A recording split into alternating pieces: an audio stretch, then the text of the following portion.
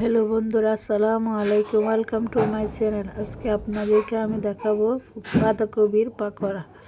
আমার বড়াটা কিন্তু অনেকটা মচমচে ভাব এসেছে।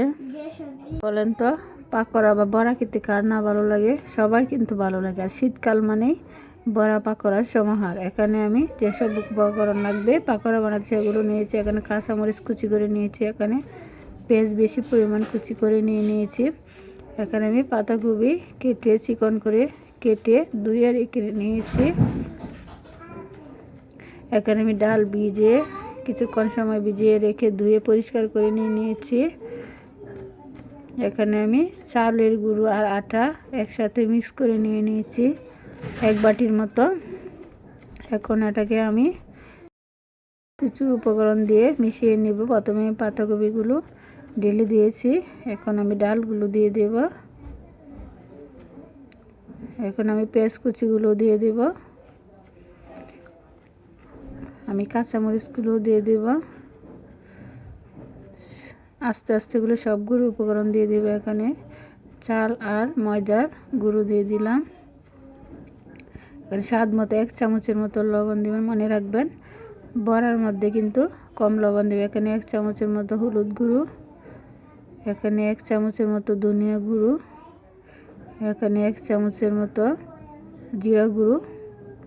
আমি কিন্তু আদা বাটাটাও দিয়েছি, কিন্তু ভিডিওটা যে কোনো কারণে ডিলিট হয়ে গেছে। এখন আমি এটাকে ভালোভাবে মিক্স করে নিব কিছুক্ষণ সময়। আমি কিন্তু কোনোভাবেই পানি দেব না। পাতাকপির মধ্যে যে পরিমাণ পানি আছে সেটাই দিব, আর কোনো পানি দেব না।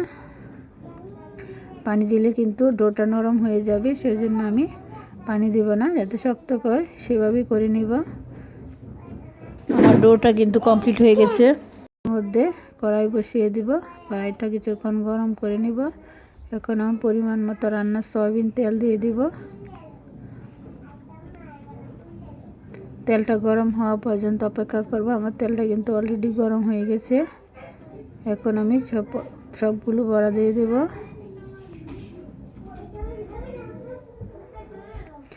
আমি এটাকে প্রায় 5 মিনিটের মতো ভেজে নিব এক পিঠ। এবার আমি এটাকে উল্টিয়ে দিব। আমার কিন্তু 5 মিনিট হয়ে গেছে।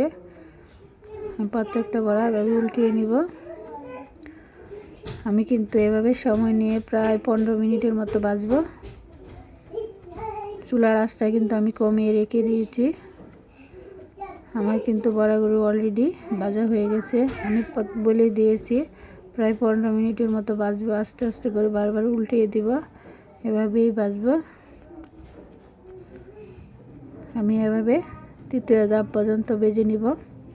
মনে রাখবেন চুলার আঁচটা কমিয়ে রাখবেন, তা না হলে বড়াগুলো পুড়ে যাবে। আমার কিন্তু অলরেডি বড়া ভাজা হয়ে গেছে। এখন আমি এটাকে নামিয়ে নিব। আমি কিন্তু নামিয়ে নিয়েছি। আমার কিন্তু সবগুলো বড়া হয়ে গেছে। ভিডিওটা যদি ভালো লাগে অবশ্যই চ্যানেলটি সাবস্ক্রাইব করে রাখবেন। ধন্যবাদ বন্ধুরা।